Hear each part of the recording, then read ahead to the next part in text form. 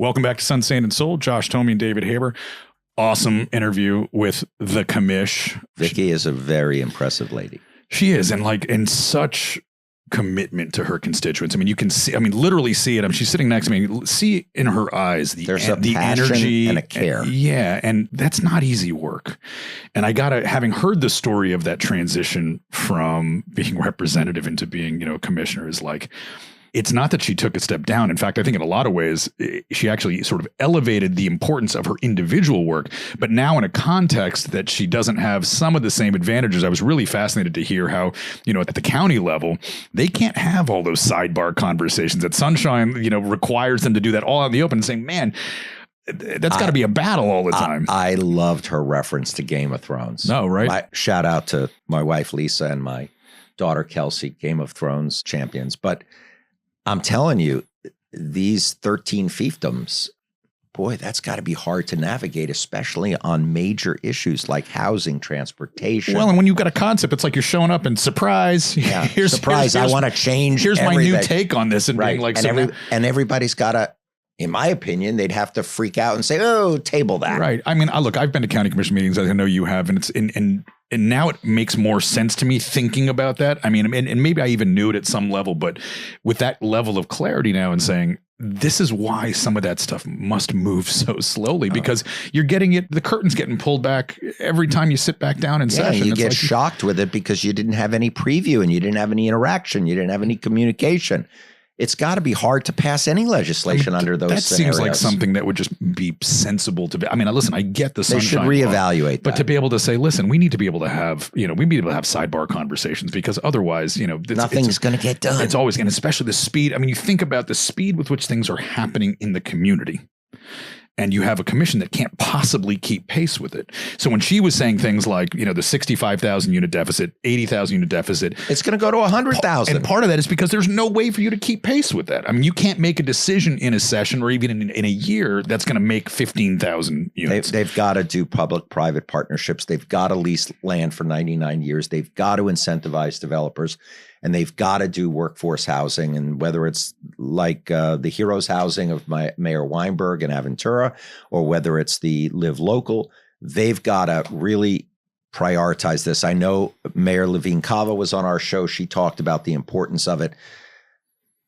But I think what was interesting was Commissioner Lopez saying it's not just affordable housing for lower income people. It's not just workforce housing. No. It's all housing. It's everybody. Become so expensive, which of course I know because my children can't afford the rents in Dade County. It's everybody. I loved her take on the idea of building communities that invites everyone into that community, because that kind of diversity, we often talk about diversity in other terms, but I think the idea of economic diversity within diversity within a development context, which really is the older cities in the U.S. sort of had that built in, right? I mean, we kind of took it for granted. I mean, it's changed over time, but the idea that you've got people of all walks of life, all ages, all within these sort of city blocks at the same, because that has changed a lot here. I mean, again, you're now in these communities where it's all, again, the monolithic high rise, the ultra luxury, nobody interacts. 6 blocks away from poverty. Right. Exactly. We got to do something about that. Yeah. And it's nice to know that, just like you have to wash your shirt. Right.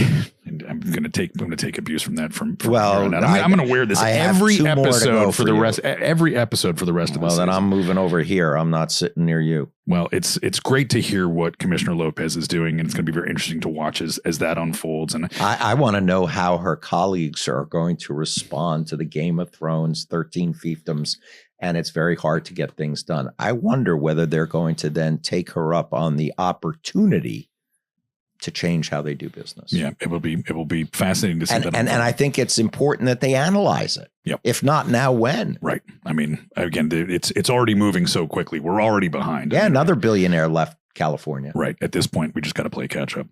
Otherwise, David, it's as always lovely to be joined by you, and looking forward to even more. We've got even more politicians coming up on our. I know we have. City Commissioner Pardo, I believe. We do, and from the city of Miami, and the Omni CRA, which is going to be great to hear about that. And again, I think sort of putting all these puzzle pieces together, meeting with leaders in the community, you're starting to see some commonalities, and you've been naming it. That public-private partnership, It's got to work. clearly that's the way to go. I mean, that's the unlocking, right? Is saying, look, we got to be able to incentivize, and it moves a lot faster. When we think about Mayor Weinberg and how quickly he pulled that deal off. Private sector moves quicker, but the pencil has to hit the paper, and the numbers have to add up, and they cannot add up unless the public part of the partnership puts in their share, which is more density, or more incentives, or land at a cheaper price. I mean, you heard what Commissioner Lopez says on that related deal in Little Havana. 107 days through permitting. I mean, that's incredible. That's crazy. I mean, that is like the fastest. I couldn't get a permit for my parking lot for 2 years. Yeah, 2 years from my house, or a single family home in the city. So look, that's a reality. But maybe you were wearing that shirt. I think that probably is. I'd be better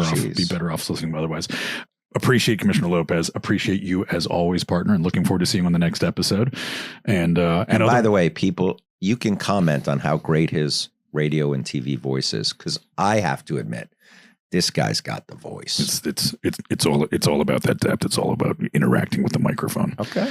I sometimes I like to do the movie previews too, right? And it's, in a world where David Haber, right? It's you're very good. I'm telling you, I think you have the voice. Yeah, but you can DM me for spots. I do kids' birthday parties, bat mitzvahs, anything. But if I were on The Voice, that show, I would press the button and turn around. You would flip and say, "That's my guy." Say, "That's the voice." Then I'm gonna outro us by saying, "You've been watching Sunset and Soul with Josh Domi, David Haber. We'll see you next time."